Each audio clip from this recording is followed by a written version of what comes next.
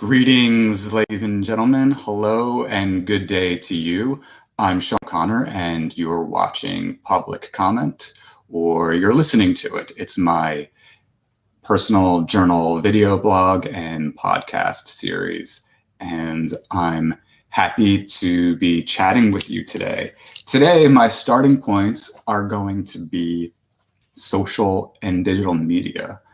As always, one never knows where one will go, how one may or may not digress. So we might see what will happen there. Well, we will see. No, we might see. We will probably see. You can see the way I get fussy about my semantics here. I just want to adjust the camera a bit. Still in the very early stages of developing this video blog and podcast series. So I am experimenting with different video platforms and different audio platforms and even different places in the apartment where I will record. Yes, so what do I want to say to you about social and digital media?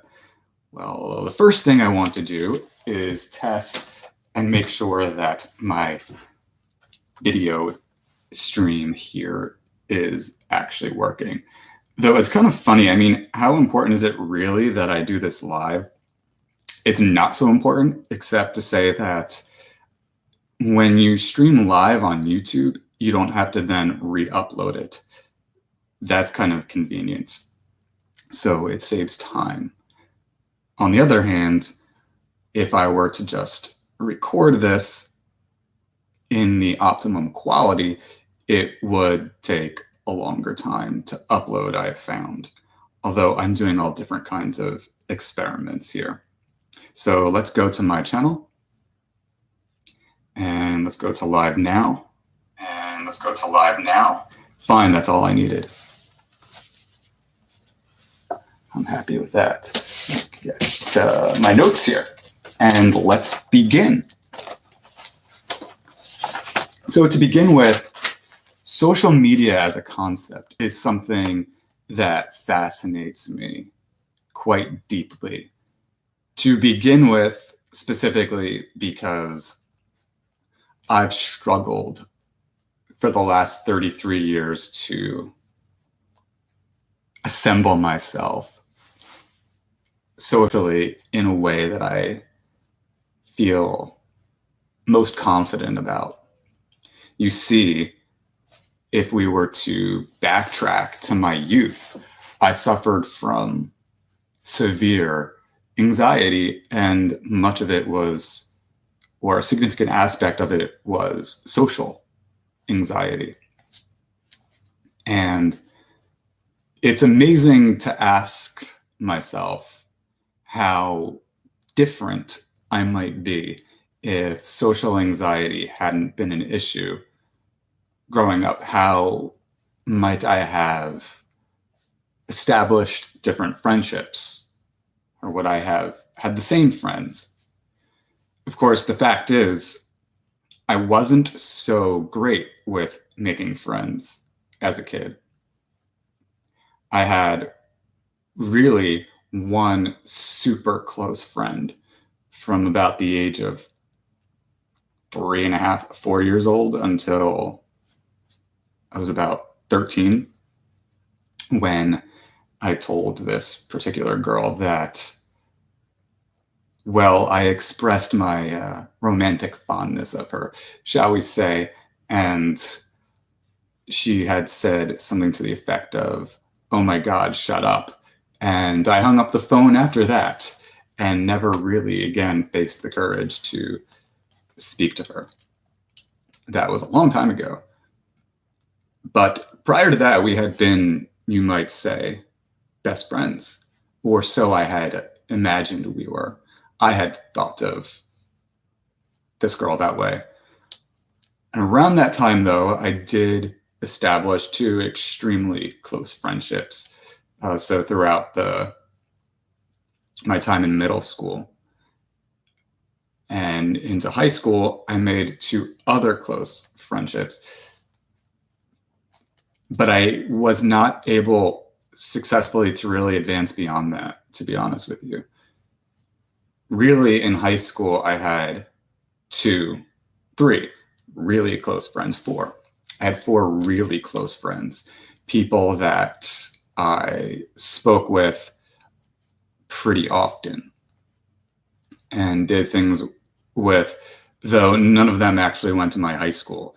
For whatever reason, I was always more comfortable around people outside of school. I don't know why. For example, I always found an ability to have greater confidence at summer camps.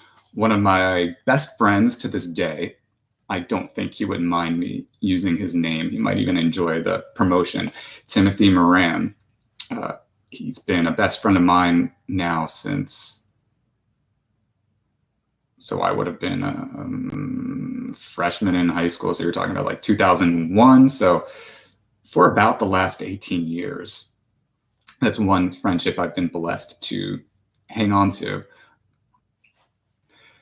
Yes, but I really didn't get on so well with people in high school. Not to say that I was cantankerous with them or in conflict with them so much as I was severely shy.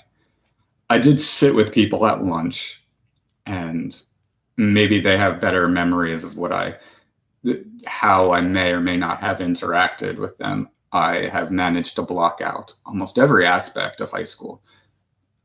There were people I saw day to day in school and spoke with, in between classes and things, but I wasn't the type to, hang out as so many people did. I never went to any parties. Maybe I'd been invited. I don't know if I was. I certainly was far too shy to have ever attended any kind of party. So, to be honest with you, the whole high school adolescence thing was actually almost depressingly lonely as a time period. Again, that's not to say I didn't have friends and didn't have people that I spent time with, but not in high school. There were just a handful of occasions when I may have spent some outside of school time with people I went to high school with, but really I just generally didn't.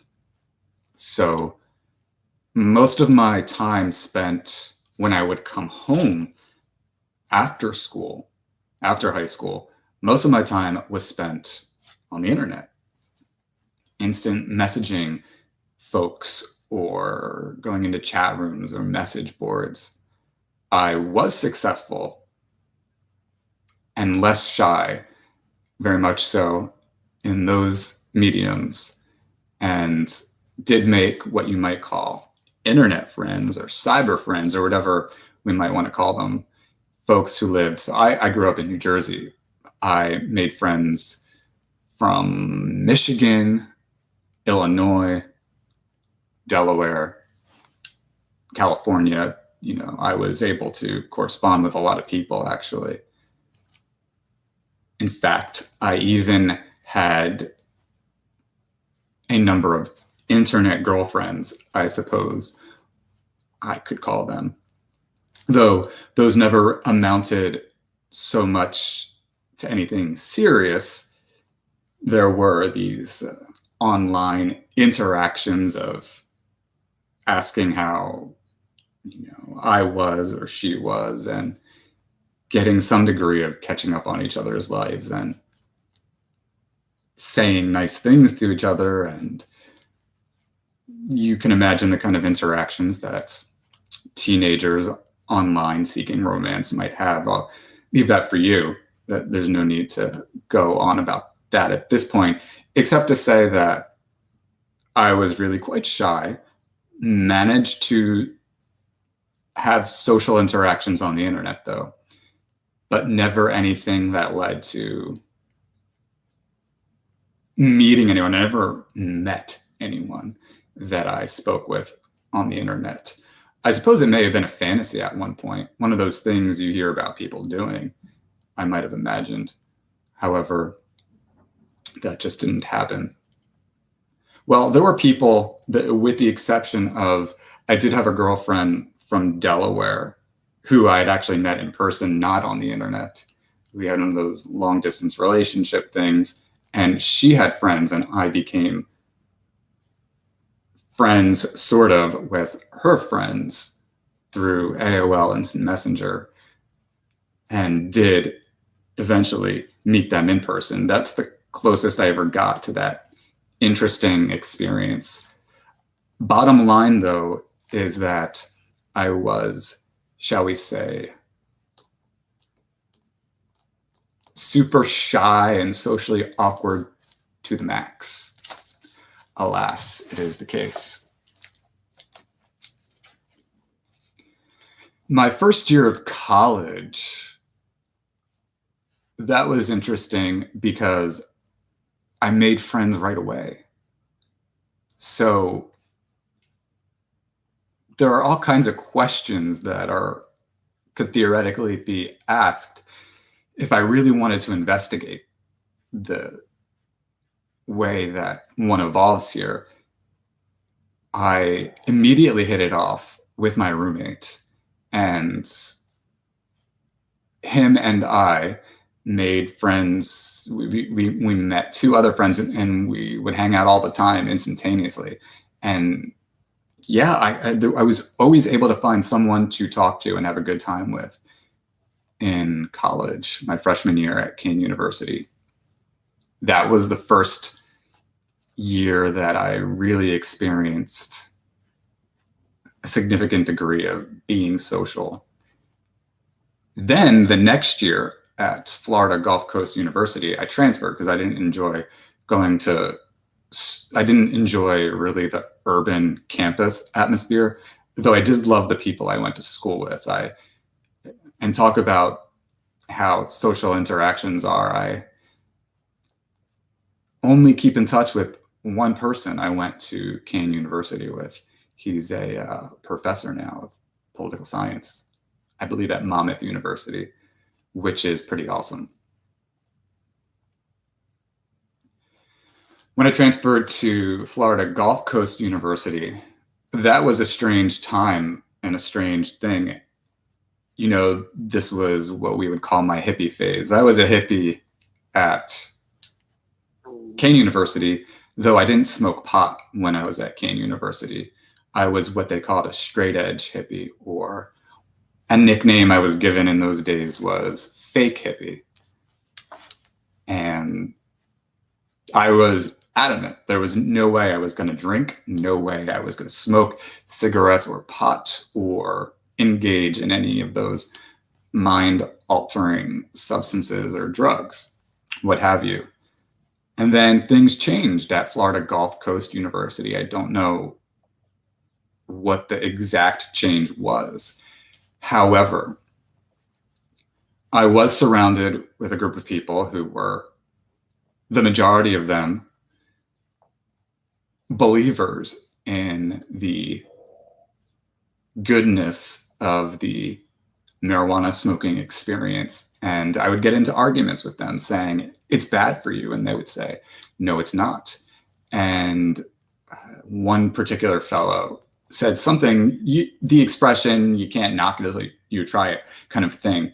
And it occurred to me, in fact, he was right when it comes to my lacking any kind of evidence to back my point of view that marijuana was inherently a problematic thing to indulge in or consume. And so it occurred to me, if I, in fact, have no evidence to make this claim, maybe, and considering the fact that the people around me, there was no evidence that any of them were harmed as a result of smoking pot. So I thought, worst case scenario would probably be, for one reason or another, I would not like it. But there was no evidence that it was going to be damaging to me. So I tried it, and at that time had fallen in love with it almost instantaneously. And from that point on, a lot of the friendships I made were centered on this shared love for smoking marijuana. And I have to wonder, how might my life have differed if from the get-go there had never been this need on my part to smoke marijuana? Why did I have to try it to have an opinion as opposed to just doing research? That's an interesting point in time where it would be something to, in fact, probe my mind if I could go back in time and examine what was going on psychologically and philosophically then. In any event, I did become super social for a while, with marijuana being the communal centerpiece of socializing. I hung out with groups of people who enjoyed to do that. And then, though, I met this girl, and her and I became boyfriend and girlfriend at some point. And at that point, I began to actually isolate myself socially, not so much out of social awkwardness, but it was arguably the first real serious romantic relationship I had, and enjoying that and experiencing that was more exciting and interesting and fulfilling at the time than friendships or social interactions at the time that didn't seem quite so deep to me. That was certainly say what one will about the essence of that relationship, that romantic relationship I had. There certainly were a number of things I would do differently, and it's arguable that theoretically maybe it should have never happened, as I was not suitable really for a romantic relationship in those days, because I had this self-esteem problem and because I had this destructive reverence for marijuana, putting it above other important aspects of life. And I had no life plan in those days, no tangible ambition. So I was just floating around and not conducive to that kind of relationship. That being said, there was depth to that relationship. We had a lot of conversations I'd never had with anybody and experiences. Anyway, the point being, that was that year. That would have been my sophomore year of college, 2005, 2006, spring of 2006 was when I really experienced, I think, the kind of social experiences that probably a lot of people actually experience in high school, that it took me to my sophomore year of college to experience. Just, having a girlfriend that you see all the time and having friends that you smoke pot with, right? I know that those are a lot of things people in high school do. I'm not saying that's good or bad. Actually, I would rather that have never happened in the way that it did. Don't really encourage high schoolers smoking. I think that it's actually destructive to the brain. I don't encourage marijuana consumption. I could only imagine that marijuana consumption is beneficial, I think, if you're suffering from cancer or certain other diseases or illnesses or severe discomforts, where it would alleviate that in a way where a doctor is supervising. As a recreational thing, based at least on my experience, I can't entirely vouch for how another person would respond to it, but based on my experience, not just because it made me utterly paranoid, but because it burnt out my brain, and because, well, I have heard neurologists speak on NPR talking about how it actually burns out the brain, though I don't have the research in front of me at this time, so don't take my word for it. You can look that up yourself. Anyway, I don't advocate really for the consumption of it so much. However, I don't advocate for the legal prohibition of it either. Two different conversations. I told you I would probably digress, I think. Did I mention that I have the tendency to digress? I have digressed.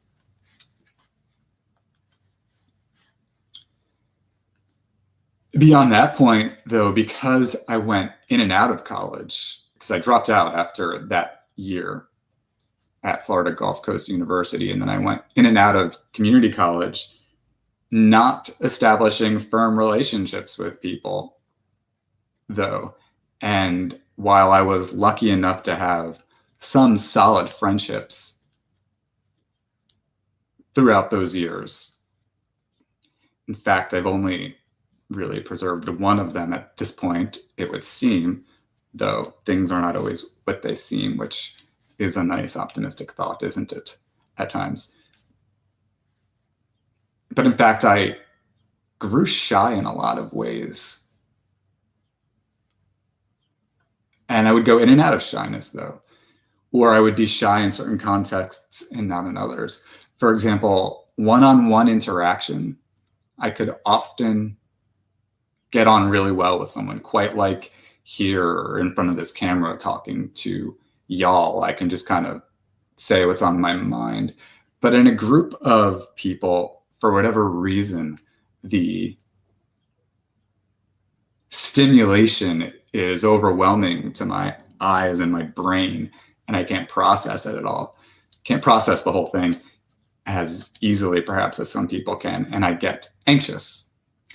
It's not so bad now that I get treatment for the anxiety that so impeded on things in my younger days, but then it was an overwhelming thing.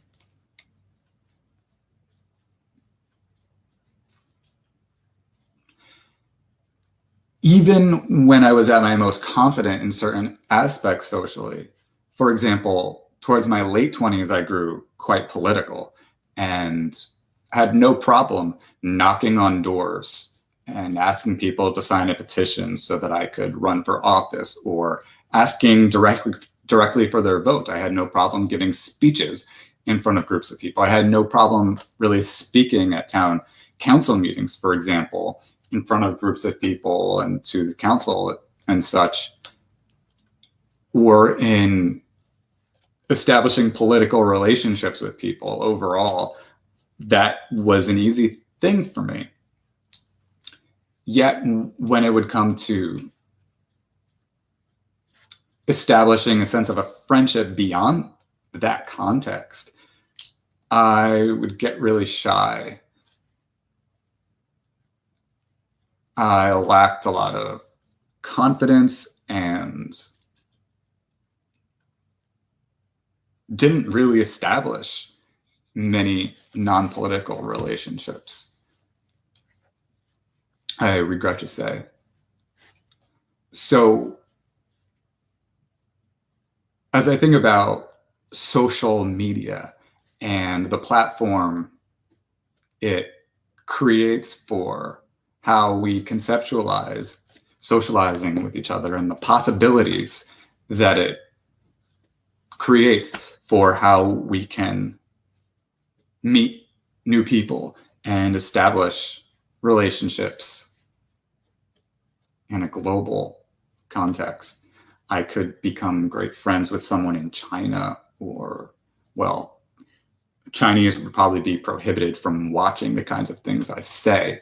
That's a whole other point, but perhaps Europe or other nations out there where the government doesn't tell them what they can't consume with respect to social media. Like India, for example. I have a friend from India, thanks to Facebook. I have a friend from Texas, thanks to Facebook. I have a friend from the United Kingdom, thanks to Facebook. So that's all quite an awesome thing.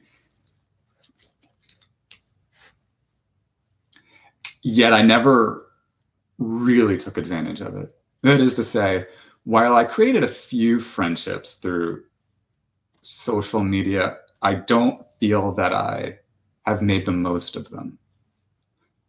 And so through the years, yeah, part of it has to do also, though, with spare time one has. Because I did go back to school and I was juggling either a run for political office while going to school, or was trying to put together some kind of website or video blog or written blog, or was writing a novel or some essay or poetry, etc., working for the school paper, the school newspaper, different things, creating relationships was difficult because I just lacked the time. I was always busy. So now that I do have a little bit more time on my hands, I think this notion of meeting new people on YouTube, through YouTube, or through Instagram, through Twitter, though I have a tendency to be shy and not know where to inject myself into a particular thread of comments and conversation, I look forward to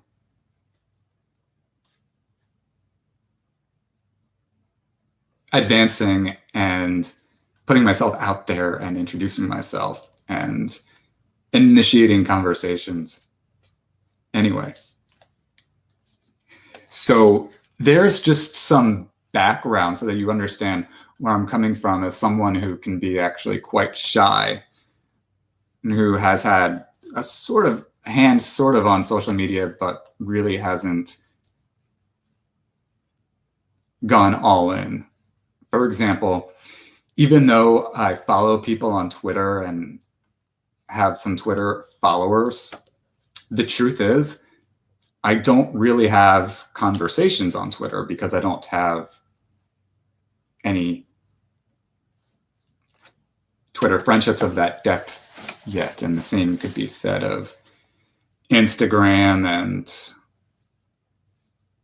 am I missing anything? Facebook. And I may have said this in an earlier episode, but Facebook, I've managed to keep good correspondences going.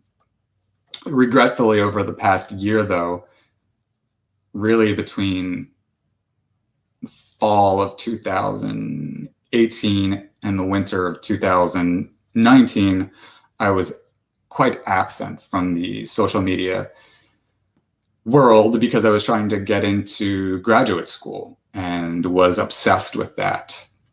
And I just think I missed the bigger picture during that fixation phase, as I now see a bigger world than academia. I see a much bigger world in this social media universe, and I find it extremely exciting.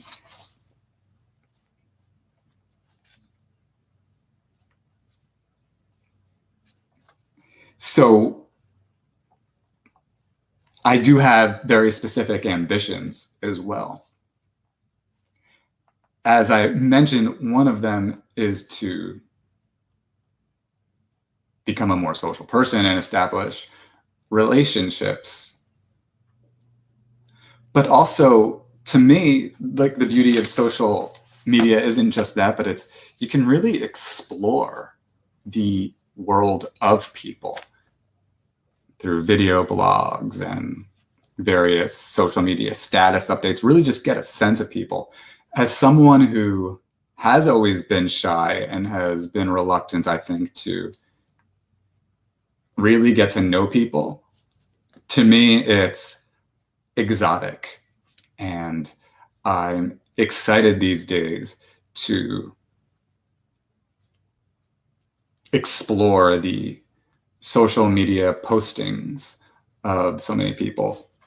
But also, social media is an extremely powerful medium for communicating messages or for competing ideas and products in that thing we call the marketplace.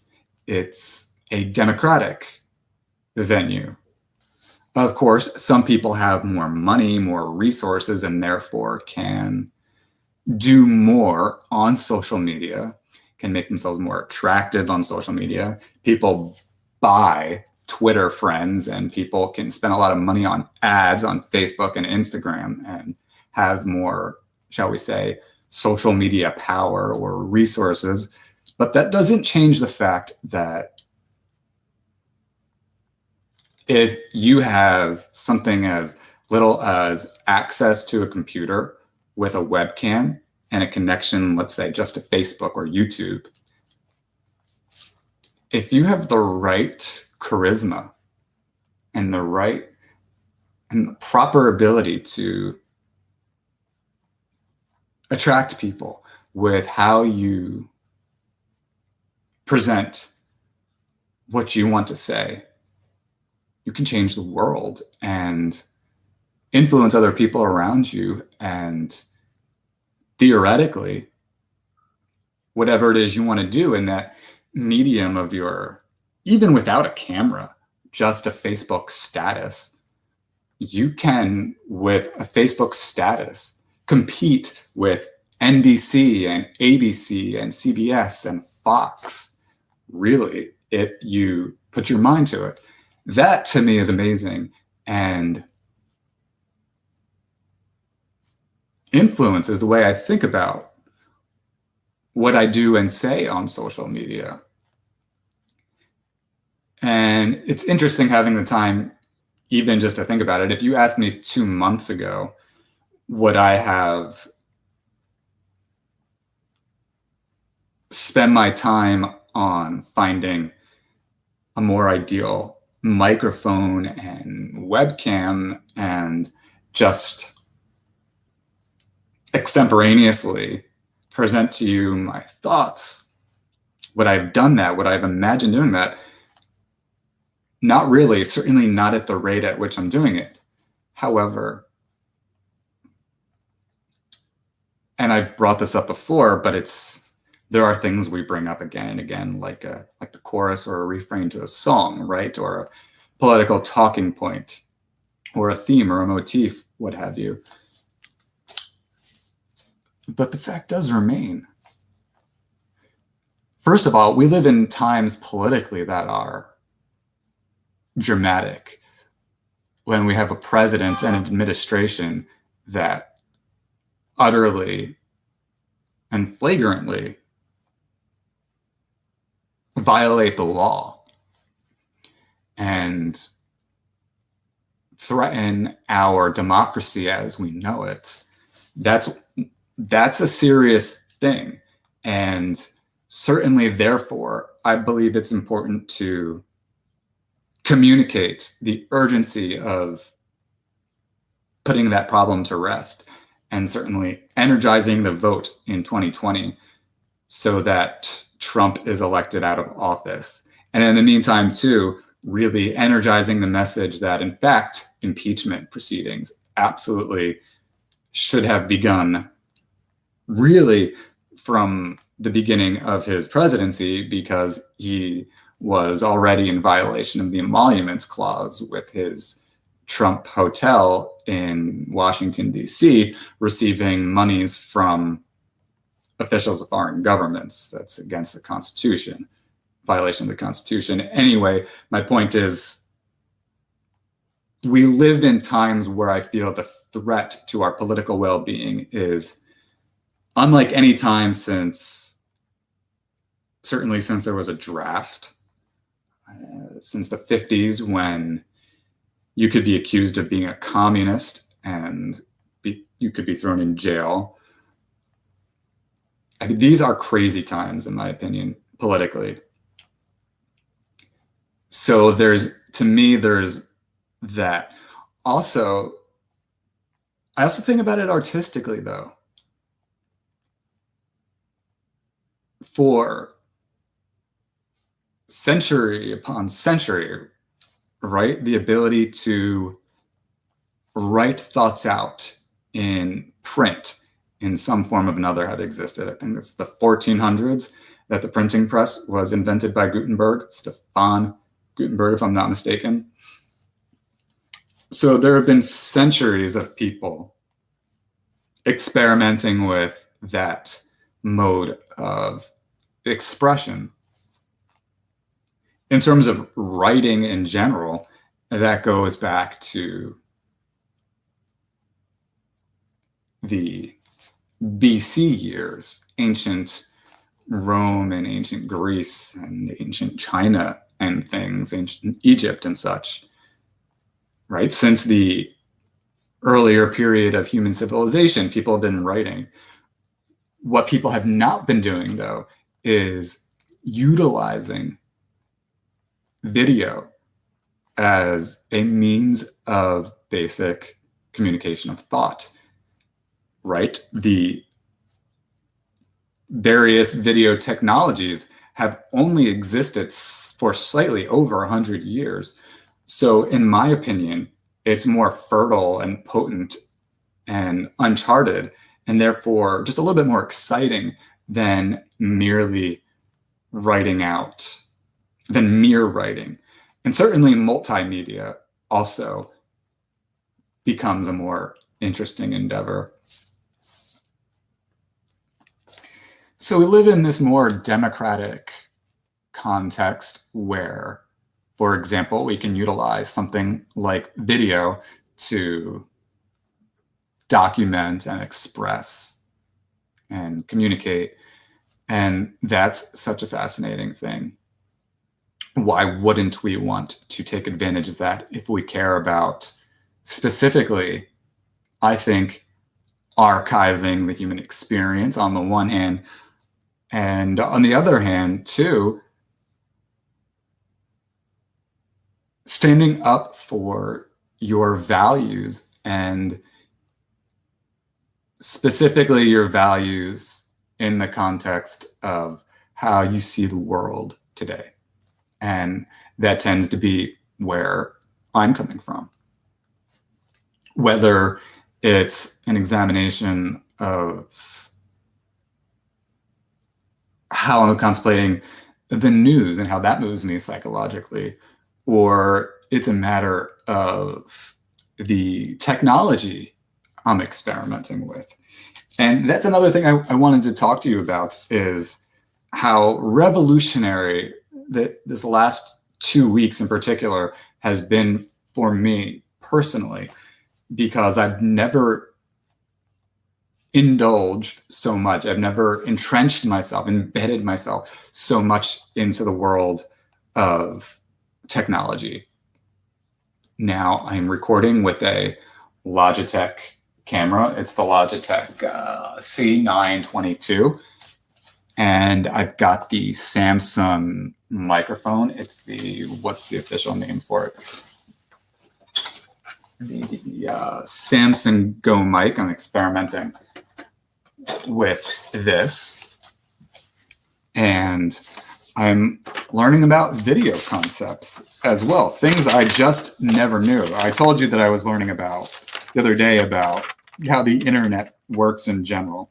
So that's been one thing. Today I learned, what did I learn that was so mind-blowing to me today?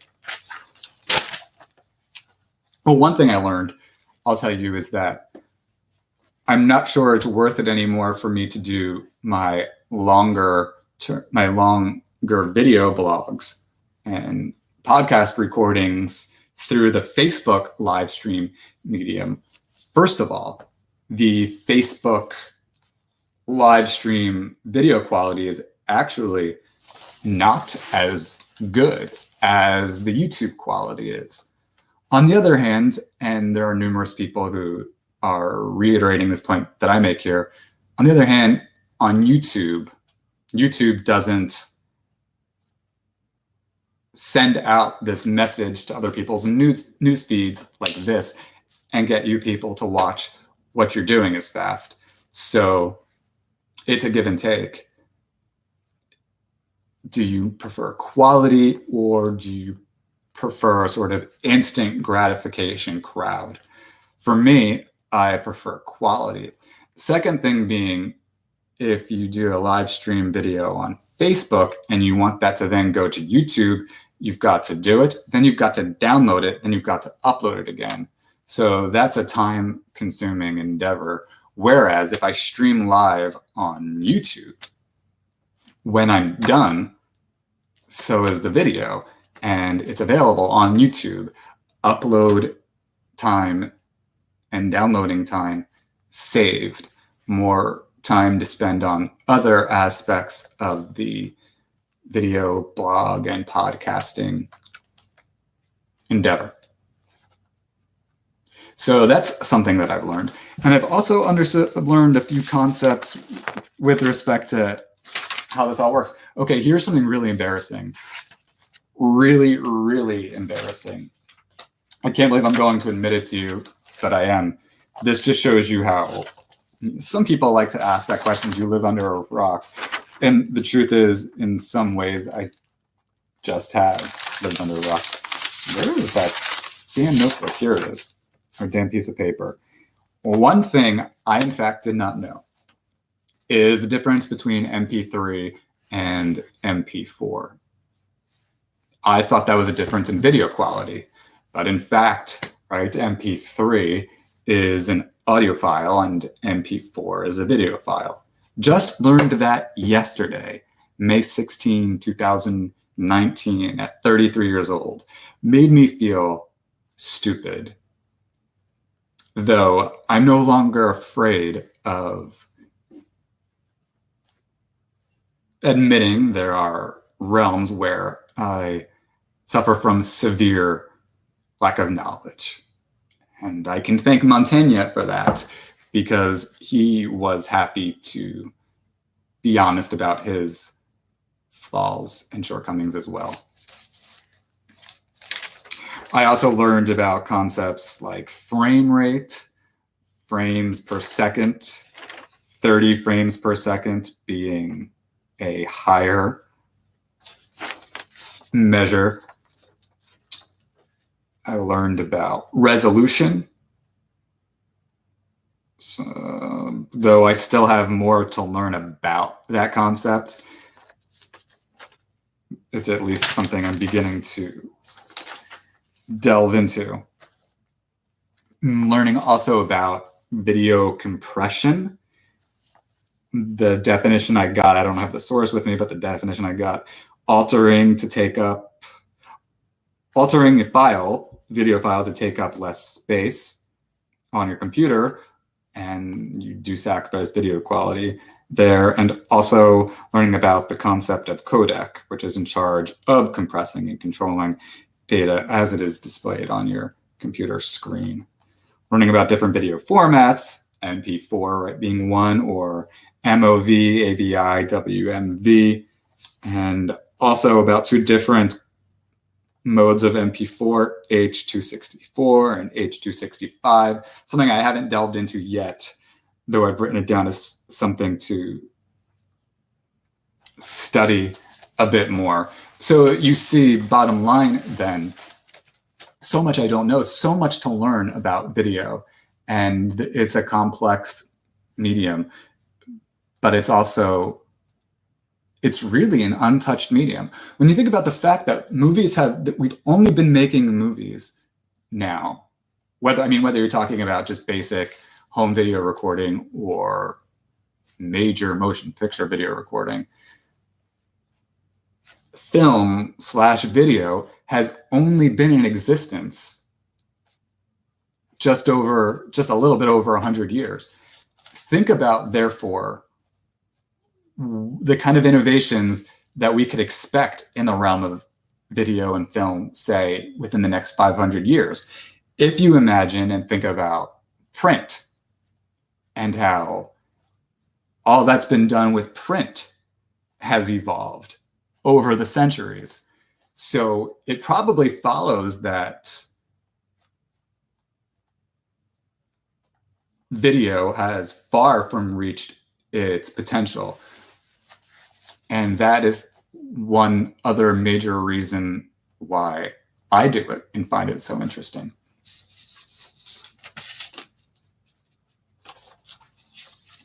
And by the way, digital video being the means here, this really opens the topic up to the other thing I wanted to talk to you about, digital media.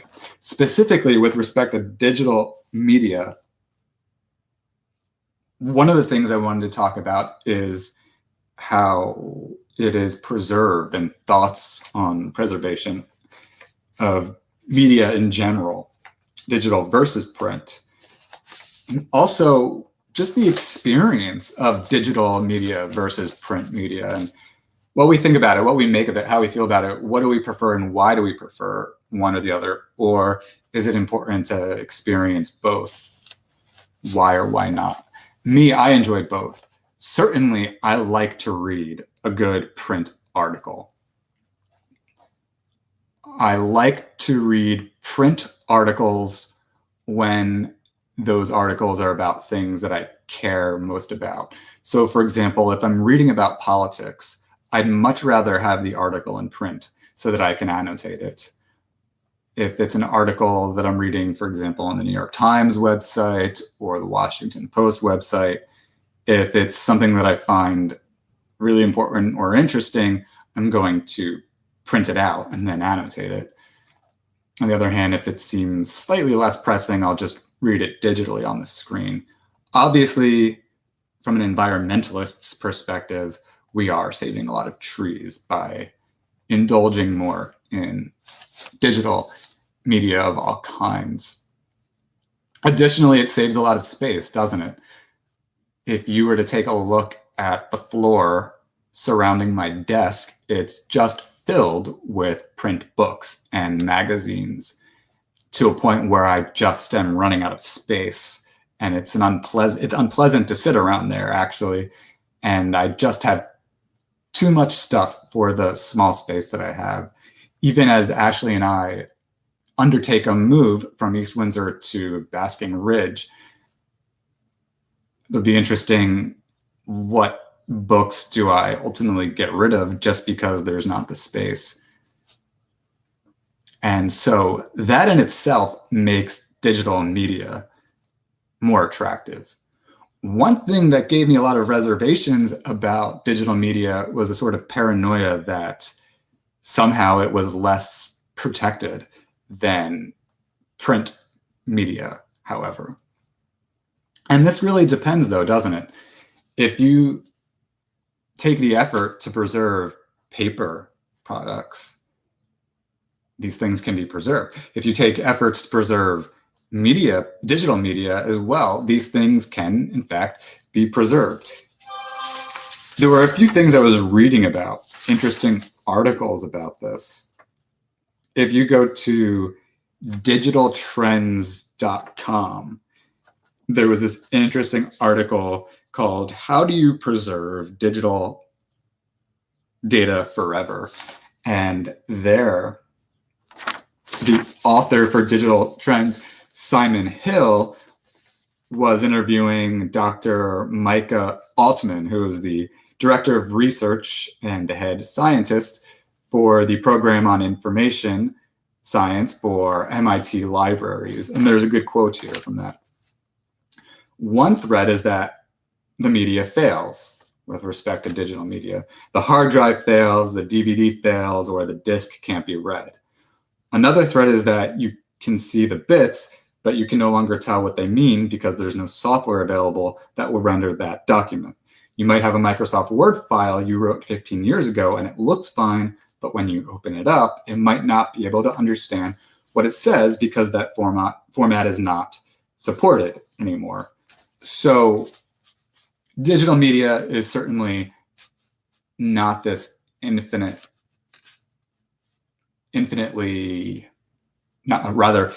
infinite, blah, blah, blah. I can't talk. Forgive me. Take a deep breath and focus again. Digital media is not immortal. It is not immune to destruction. And to me, that's a nerve-wracking thought because I have a desire to create media files that could be viewed thousands of years in the future so that someone could watch and observe a human as they express themselves from this time that we live in and really get us, to me, it's a time capsule type concept in one respect. And for that reason, I'm very interested in efforts to preserve digital media. as well as paper. There's this other thing that I read about called the M-Disc. This company has its own website, mdisc.com, and M-Disc claims to possess the capacity to preserve digital media files for at least a millennium. You heard it, for at least 1,000 years. They claim that this is a scientifically proven thing on their part. I haven't fully vetted that and delved into exactly what that must consist of, but that's interesting to me and something I would want to look into.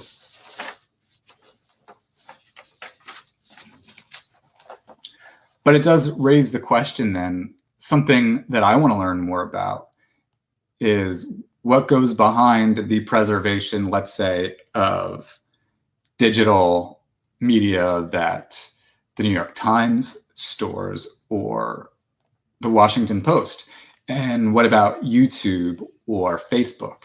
And what happens with respect to an individual's account, especially for services where you're paying, right? You're paying for cloud storage. What happens when you pass away and your account information isn't preserved and handed to somebody else? So as we contemplate it, to me, it's funny when we talk about the world we live in, how we get so caught up in the way the world is today or the way it's been, say, for the last 60 years. But what about looking about things really long term, beyond the span of our lifetimes and beyond the span of even our grandparents' lifetimes and our great-grandparents' lifetimes, really trying to look at what we do in its significance beyond those time frames. And that's something that captures the attention of my thoughts quite intensely, day in and day out.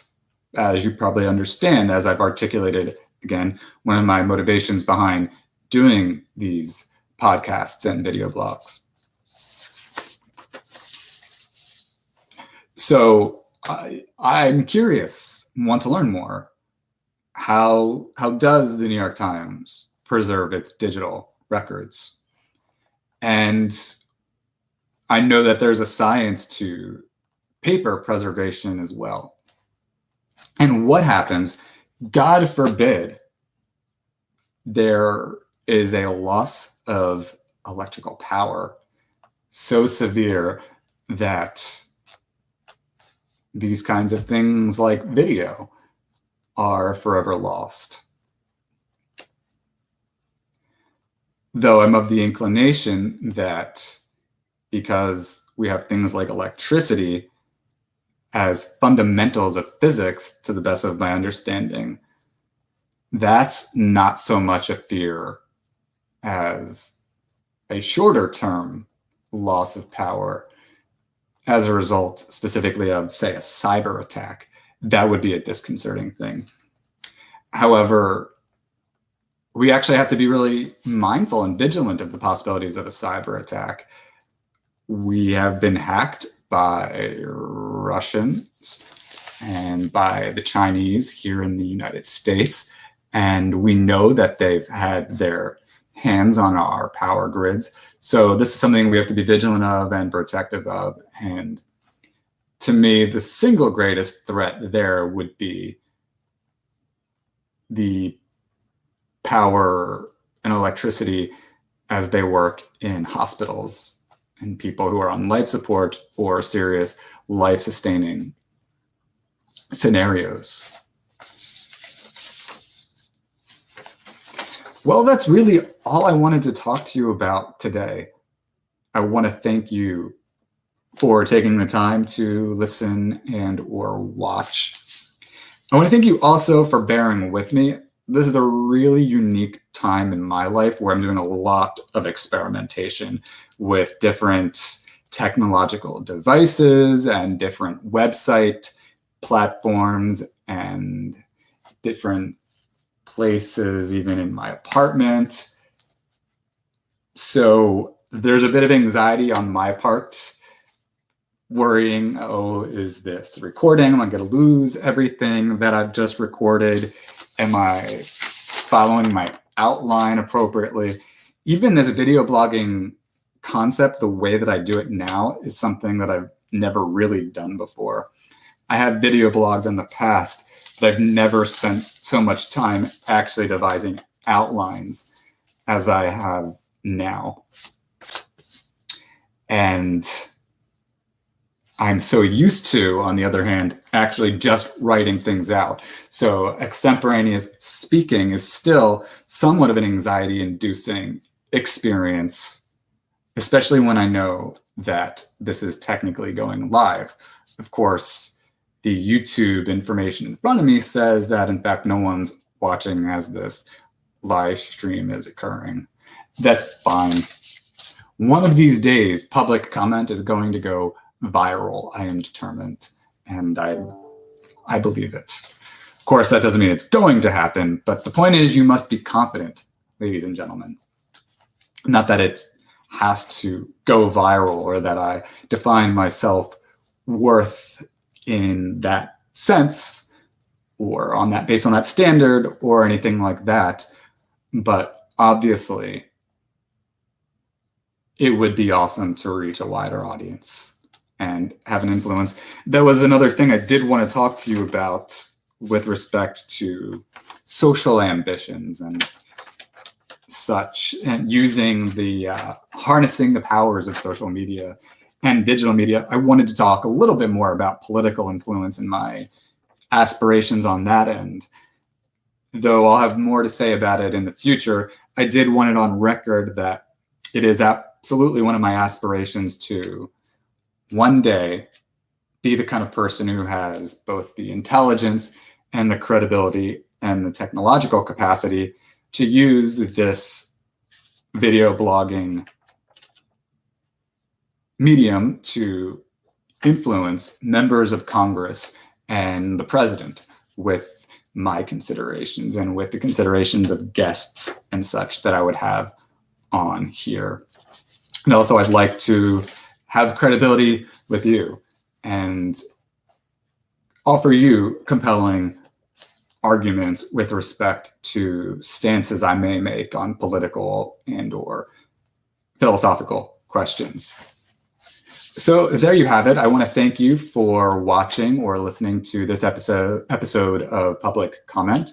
And I'd like to remind you that this is available both in podcast form and available on video form. I want to encourage you to check out my website, publiccomment.blog. I want to remind you that you can email me at sean.publiccomment@gmail.com.